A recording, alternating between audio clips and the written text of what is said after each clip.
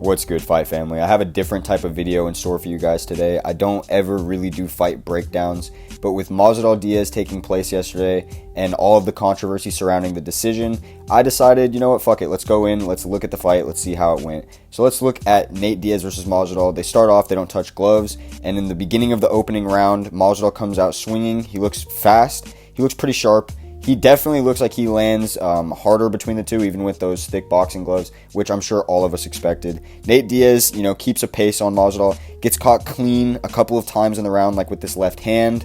That was probably the cleanest shot of the first round. The second round starts, and Nate Diaz is putting pressure on Masvidal. Pretty much the whole round, he bounces him around from one side of the ring to the other, landing pop shots. The only thing that I don't really like too much is that Masvidal reacts a lot worse to those pop shots than Nate Diaz reacts to Masvidal's heavy shots. So the second round ends, I'd say it's Nate Diaz second round, Masvidal first round. Masvidal comes out in the third round, he lands this clean left hand, pivots, lands a jab, and then he goes straight into another straight hand, I believe. Nate Diaz pushes him up against the cage and goes into a clinch situation, then starts ripping to the body, goes up top to the head. That's like his favorite combination to use in this fight. You'll see him do it pretty much throughout the entirety of the fight. Keeps landing on Masvidal through the guard. Like I said, Masvidal's reactions to these punches are what I don't like. It's honestly what has made me feel like Nate has handily won the second and the third round. The fourth round begins and Masvidal comes out with the same aggression that he had in the first round. He's landing with intensity. He's setting up good counter shots like this left hand right here. That leaves Nate probably the most rocked that you'll see him in the whole fight. This is the most stunned he looks to any punch. Then they come back out. Nate starts trading. He lands a couple shots. Masvidal comes on, tries to rip to the body. Nate eats a couple of the body shots. This is where I feel like Masvidal starts to really take this fourth round. He lands a lot of shots to the body, which is where I feel like he was doing his best work. He rips clean body shots, and then it sets up his shots to the head. Diaz, once again, is staying in the fight. He's still landing. He's eating a lot of the shots. He goes to taunt here, and when Masvidal smiles, he comes back with the 1-2 and actually catches Masvidal pretty clean here with the left hand. That's like a Nate Diaz special. And then he starts to pour on the pressure once he sees that he landed. Goes up to the clinch, tries to land a couple shots to the body. Then Jorge times a perfect right hook counter, pivots, lands with the right hand, sets up with the jab, and then throws a straight perfectly down the center. I would say Masvidal took the fourth round. I have it 2-2 going into the fifth. Nate comes out. He's doing the same thing, pushing him backwards, landing the pop shots, landing uppercuts, setting up little hooks over the guard. Masvidal sets up a nice counter right here, which Nate eats pretty well, and then Masvidal pivots, tries to land, and then he sets up another beautiful left hand into a straight, or into like a hook shot. I don't really know what to call that punch right there. Masvidal is clearly landing the better of the two to this point in the round. For essentially the entire next full minute of this round, Nate Diaz just continues to pour the pressure on Masvidal, landing a majority of the strikes for sure. He's definitely the most active towards the end of this fifth round. Aside from like maybe one more solid counterpunch that Masvidal lands, it's pretty much Nate Diaz's show for the end of the fifth round. But just due to the amount of damage in the counters that Masvidal was able to rack up, even if Nate didn't have the most, like shook expressions, I'd still say that Masvidal snuck out the fifth round. Honestly, watching it live and then rewatching it for the first time, I kind of wanted to just give it a draw because that round was so close. Nate Diaz with the pressure landing a lot more. The ring control, all of that went to Nate. But the damage and the counter strikes were 100% Masvidal's. I think they were the cleanest strikes he lands in the entirety of the fight. Now I want you to realize after that point, I feel like this is a complete wash. I'll just say it right now. Nate Diaz has a majority of the moments for the entirety of the next, 15 minutes of fighting.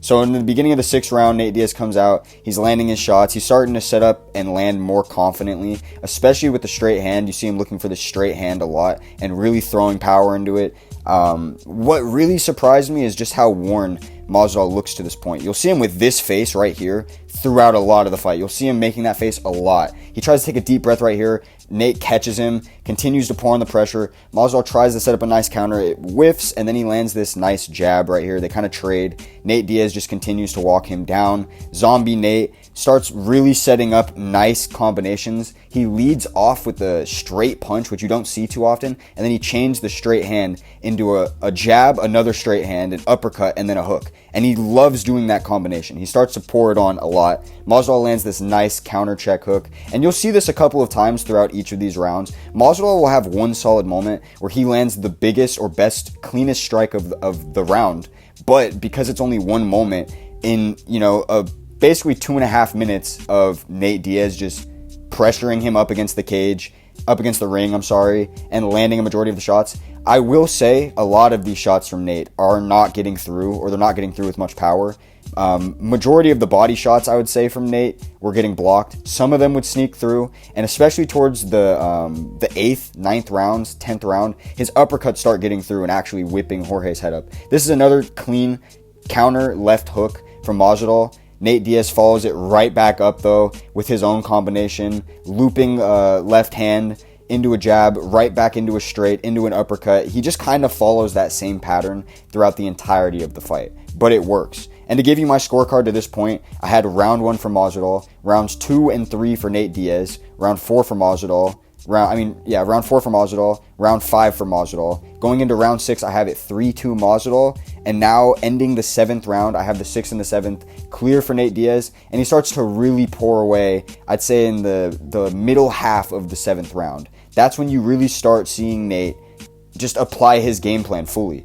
I would say both of these fighters came in here pretty conditioned, but Nate, without a doubt, came in here the most conditioned. He's eating everything and walking him down and throwing, I would say, at least 3 or 4 times the rate of strikes. The onslaught from Nate continues with the pillow hands, going over the guard. He's starting to find his rhythm a lot more in this 8th round. You see him really starting to find these shots through the guard, popping Jorge's head up with these hooks.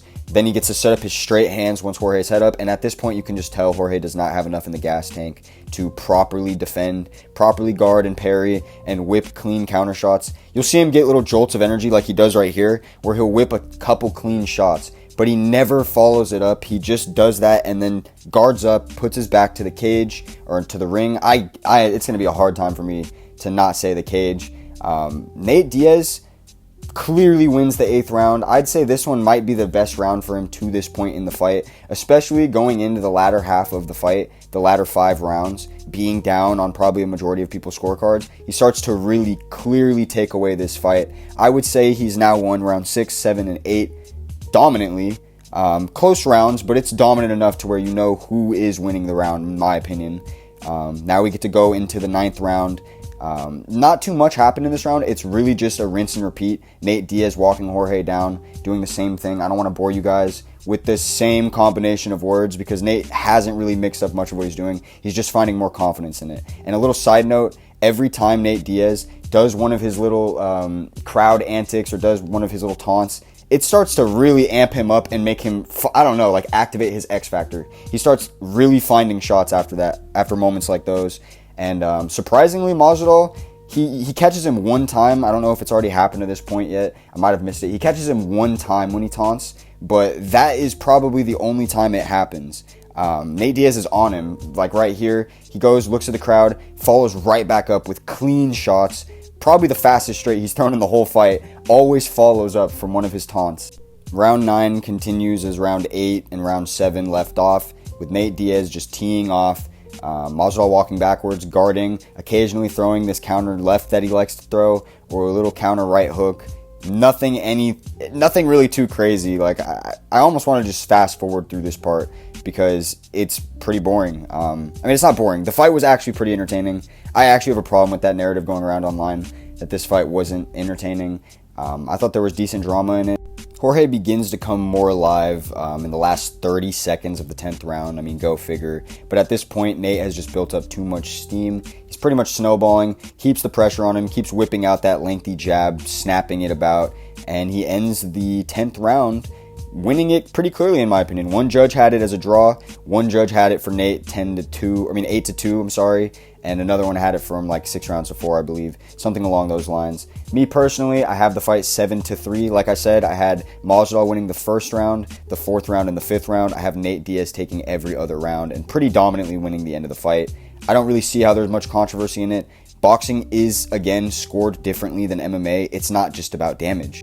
I will say, I think if they were to fight in MMA, it would be bad for Nate because the smaller gloves are going to make it so Masvidal is landing those damaging strikes early with a lot more power. I think it would be probably a rinse and repeat of the first fight, if I'm being real with you. But they boxed, and Nate Diaz, in my opinion, took it pretty clearly. He ate all of the power shots from Masvidal like they were nothing, and every time he would be landing even some pop shots on Masvidal, especially towards the end of the rounds, Masvidal's reactions were much worse than Nate Diaz's reactions to any of his power strikes. I thought this was a clear-cut win for Nate Diaz. I mean, let me know down in the comments if you guys completely disagree with that. I'm sure some of you Masvidal meat riders out there are going to have something to say about this, and I mean, honestly, I kind of get it. It was a close fight at the end of the day. Let me know what you guys think down below. That's going to be all for me today. I'll catch y'all.